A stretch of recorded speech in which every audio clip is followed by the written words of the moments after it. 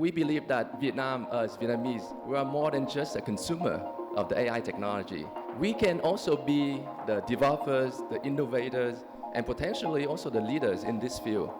Vietnam is in a very good position with your strong education system. Bringing many people into this field is going to be really important. The reason is that the expectation for AI today is too high. Is there a way we can push the boundary so the LLM will go beyond its knowledge boundary and discover new things?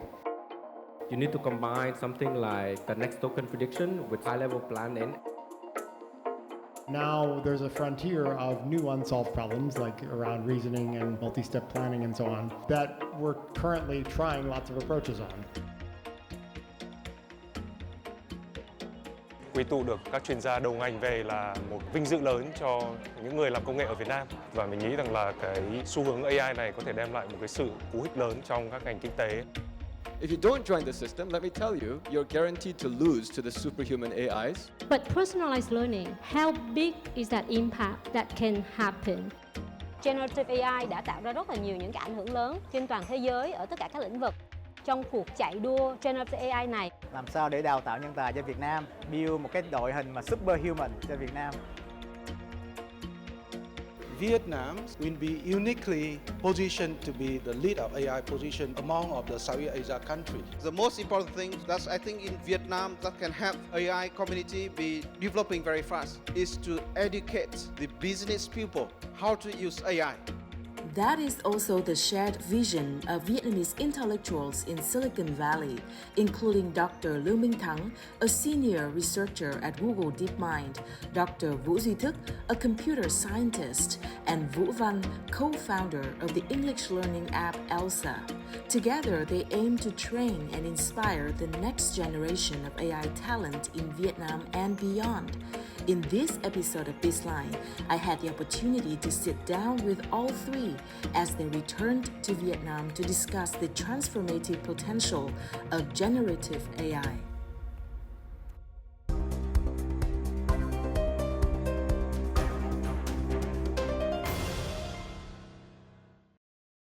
Thank you so much for joining us today, and it is such a special occasion when all three of you can be here in Vietnam and we can talk about AI.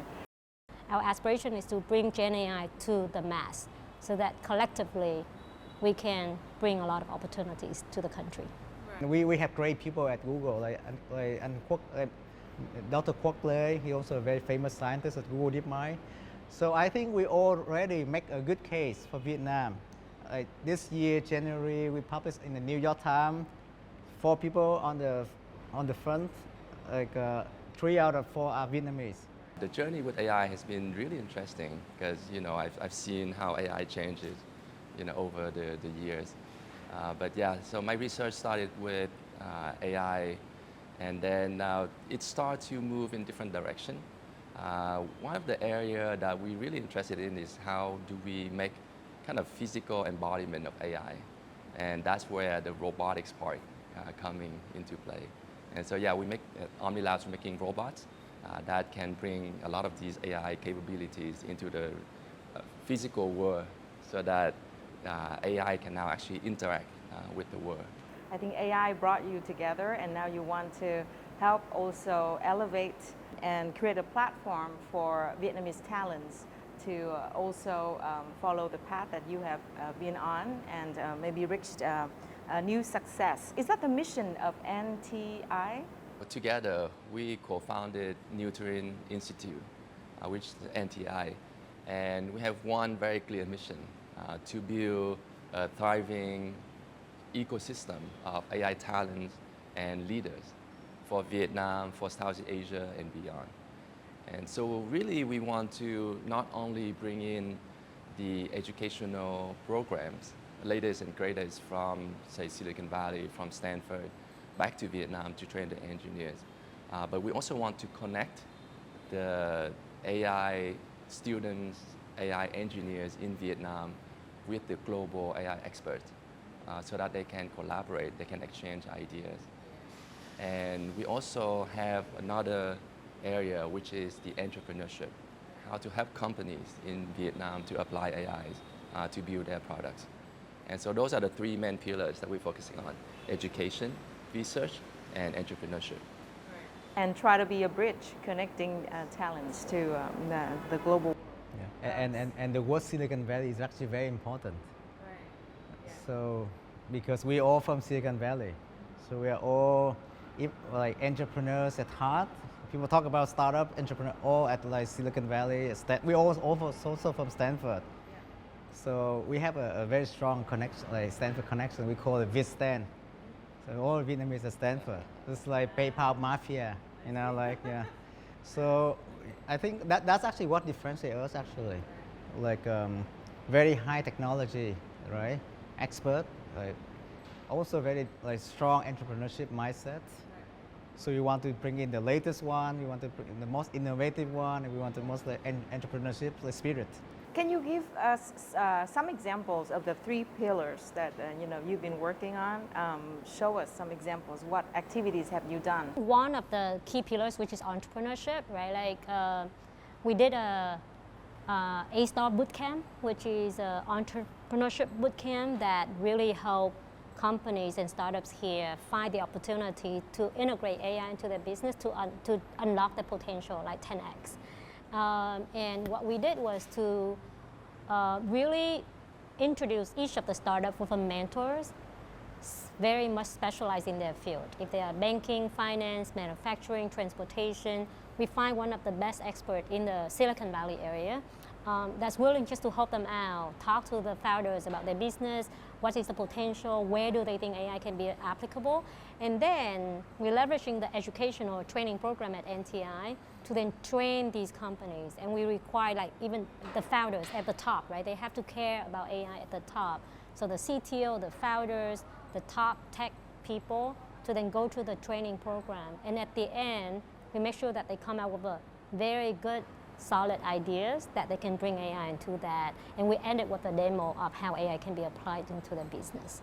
Right? And so that's one of the examples about how we want to bring AI into the community and train people to apply that in not just a theoretical perspective, but actually on a very much practical perspective. Educate is the first pillar that we started out, like with AI 2018.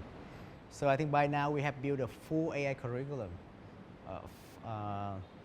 from very beginning, even without any background knowledge about AI. So with even basic skill like programming, like Python programming. Python is the #1 programming language for AI.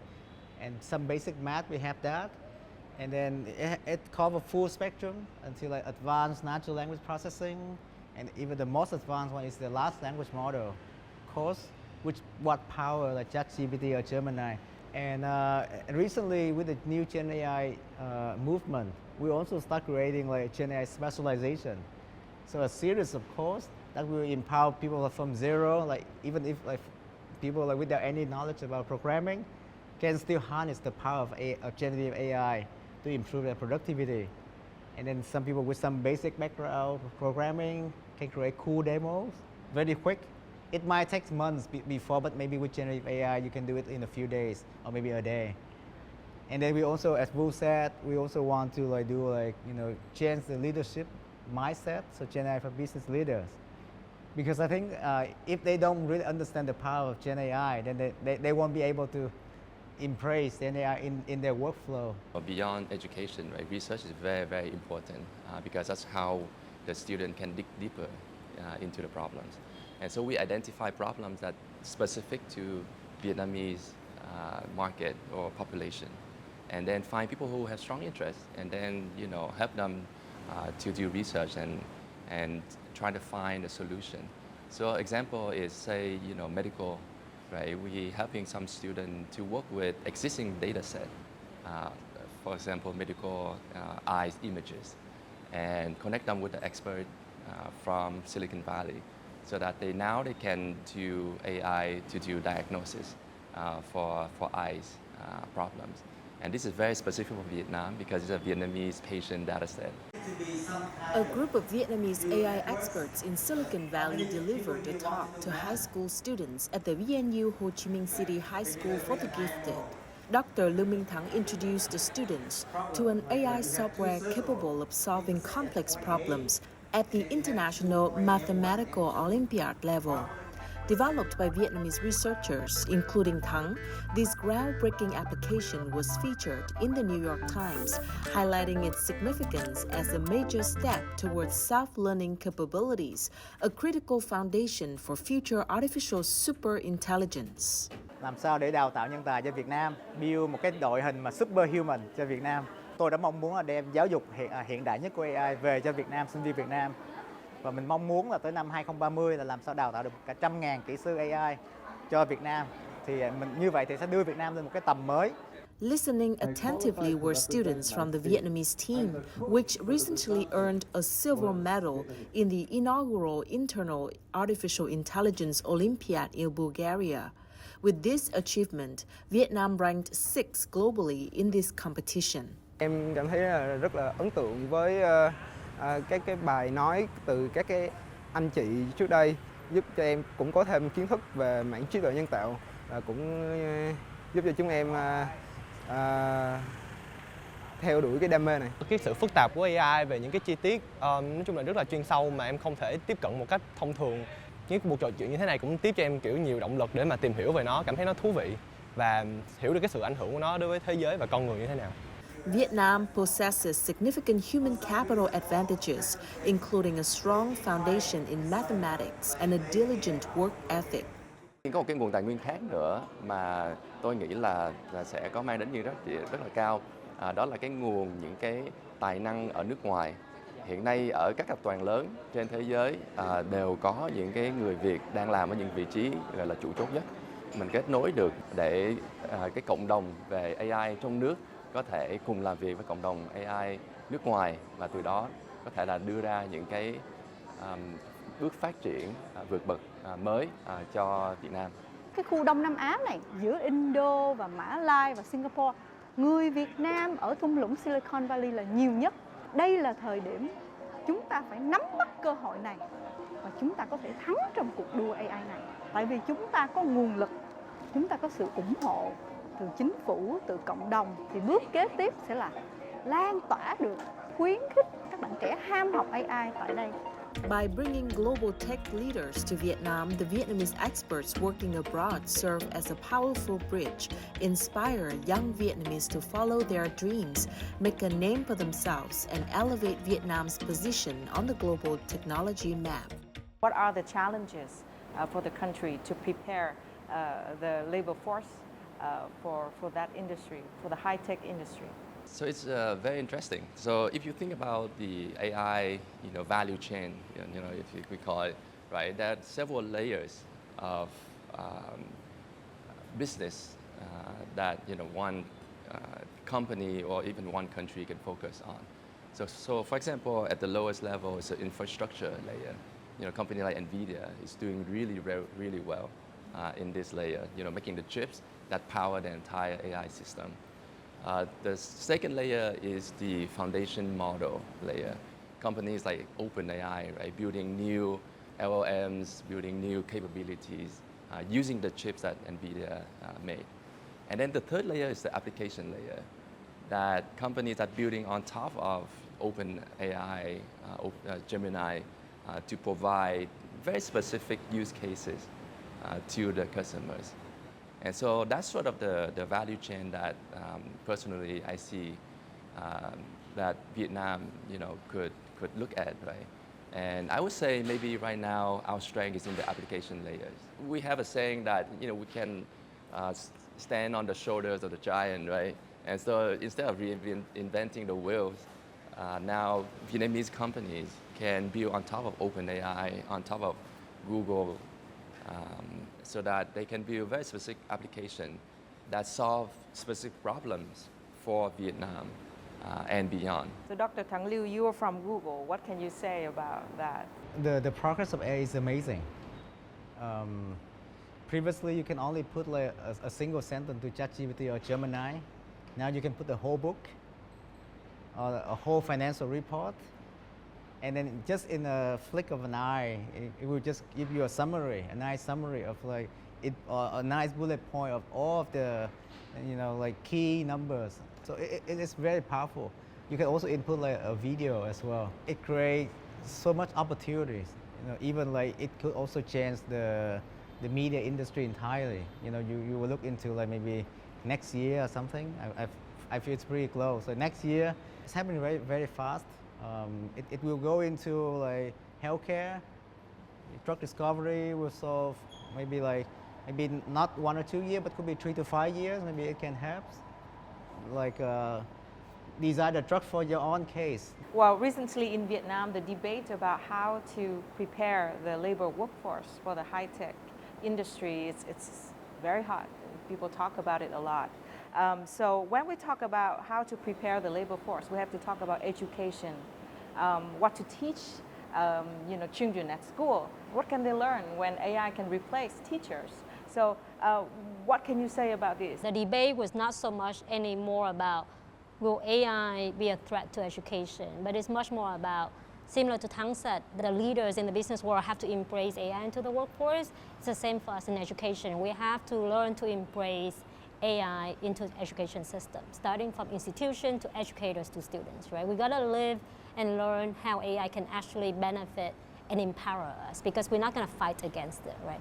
And so I think starting with schools, that's going to require a lot of changes. People have to be open to changes because the world is changing so fast, right? If you stick to what has been working for 100 years, it might not work right now, right? It's the way how we teach, the methodology of how we teach, the content of what we teach, right? Like the tests that we have been doing, most of that might have to change.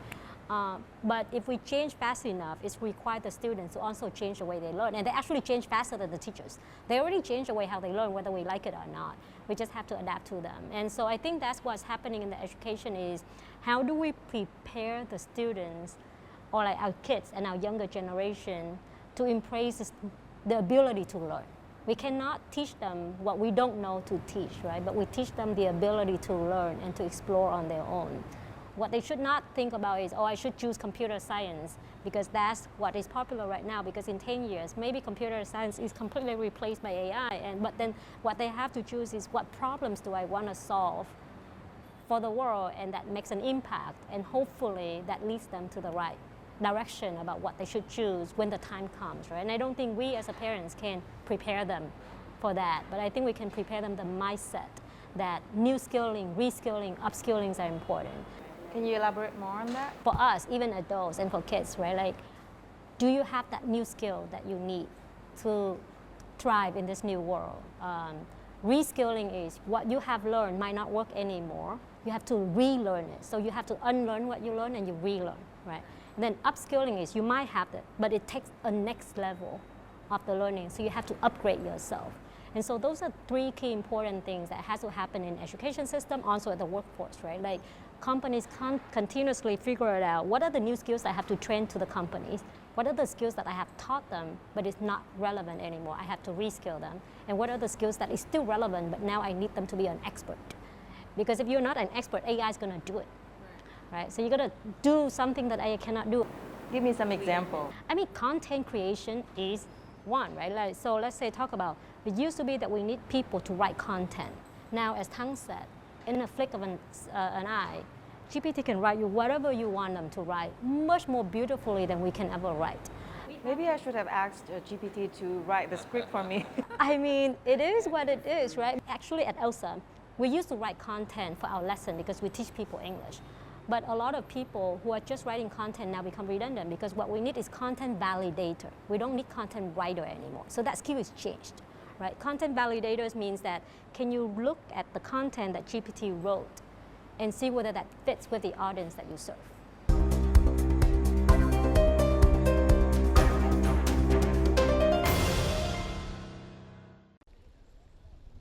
During a visit and policy speech at Columbia University, part of the activities of party chief and state president Tô Lâm in the United States, The top leader of Vietnam indicated that international students are integral to the plan of transforming Vietnam into a more advanced country. He welcomed them to return to Vietnam, contribute to the development of Vietnam, and assured that the country is now fostering policies conducive to those aspirations. Mong muốn được trở về nước để xây dựng đất nước mình phát triển, cái mong mỏi đó là rất hợp lý. Các cái chính sách của nhà nước, của Việt Nam thì cũng rất tạo điều kiện, rất ủng hộ để các bạn hoàn thành được cái mục tiêu này. Nhưng mà không phải là chỉ là về Việt Nam, nếu mà các bạn có những cái điều kiện tiếp tục học tập, làm đóng góp cho cái đất nước, kể cả các bạn đang học ở Hoa Kỳ, đóng góp cho Hoa Kỳ, chúng tôi cũng rất khuyến khích. Đấy, để mà làm sao chúng ta tiếp tục có cái tiếng nói chung, có cái thống nhất để mà đạt được cái mục tiêu cao nhất của đất nước, nhưng mà trong đó cũng có cái trách nhiệm đối với những cái vấn đề chung của quốc tế, của thế giới.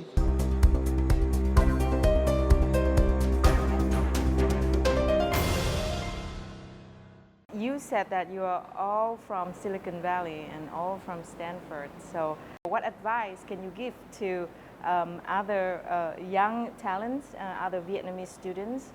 Don't think about career, right? Think about network. And you are their network. So how can you help them leverage? Success doesn't come alone, right? Like I think I actually was pretty much a homegrown product of an education system in Vietnam. I actually went to college in Vietnam. I don't think none of these guys. I went to Foreign Trade University. Right? These guys don't have the privilege or didn't have the privilege of going to the college in Vietnam and getting very familiar with this hall.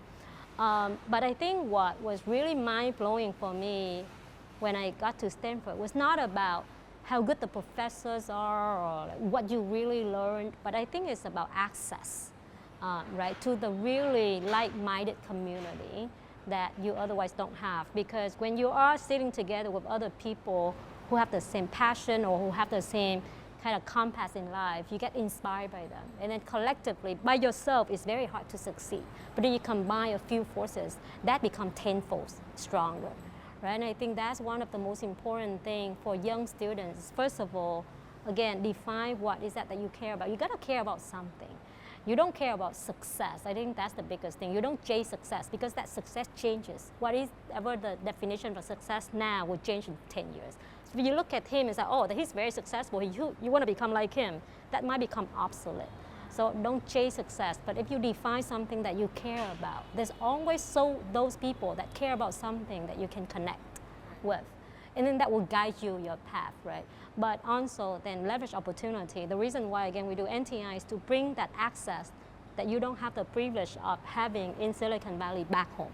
And that's how we pay back to the community, right? I also want to say one thing. I have been giving advice to students. Actually, maybe let's talk about Vietnamese students. I think that they are very strong in science and math. Vietnamese people love math, I think, in their DNA, right? So that's actually a really good background for them to be successful in AI. But I think sometimes it makes them become more rigid, not flexible, all right? So they just do one way.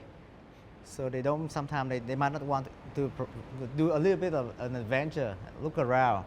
So I have been advising them to be curious and don't be afraid. You know, like if you venture a little bit, make a mistake, that's fine. Because anyone who builds things from scratch understands everything so well. Understand the whole process, what works, what doesn't work. These are great people. So if you haven't built anything from scratch, they should try to go and do it. And so getting the employees to upskill, to reskill, first they know how to use the AI. Right? One angle is AI is just a tool, and it's just like a computer or the internet. So I want to empower a lot of Vietnamese. I want to see much more talents, you know, like, so I presented yesterday, like in January this year we have 3 Vietnamese on New York Times. July we have 4 Vietnamese on New York Times. I want to have maybe 100 Vietnamese on New York Times, so that's what I'm working on. We want to level the playing field for Vietnam, especially in AI, so that, you know, a lot more people can use AI, can develop AI technology, AI application.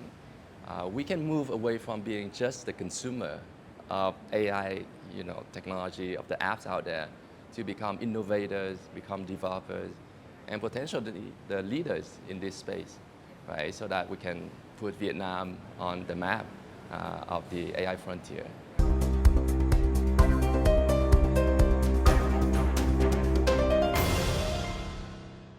Right. So where is Vietnam now in that map? Everybody is trying to ramp up and prepare, so I think everybody had an equal shot. But that's why we want to ramp up and prepare now. We don't want to be left out in this revolution, but we're not too late. It's not like all of the other countries 10 years ahead of us. I don't think we're late in this game at all. I think in this large language model and all of that, right, used to be thinking that the bigger is the better. It doesn't have to be the case, right? So we can still win this game. So my last question, where do you think we should be? Well, yesterday I asked Jeff, which layer should we play in, right? And was that application, as you asked, foundation model, or infrastructure? And I think he did say, and I think I agree, I think we have an opportunity to play in all of the layers, and I don't think we should exclude ourselves. We shouldn't just say that, application is the only thing that we should do and can do. It might be the easiest one to step in, but I think we should have all of our smart, the brightest minds to play and compete in all of the levels. I think we must do foundation. I think we must do, because that's the foundation, right? If you don't have the foundation, how would you be able to do anything else, right? It might take more time, but I think someone in Vietnam should invest in foundation, right? But in order to do that, we need a much bigger community of AI talents, within Vietnam and from global playing field, so that we can all collaborate.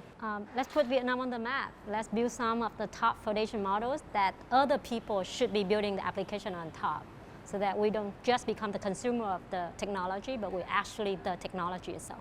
We wish you all the best for your future endeavors, and we hope to see you again in our other episodes. Thank you so much for your time.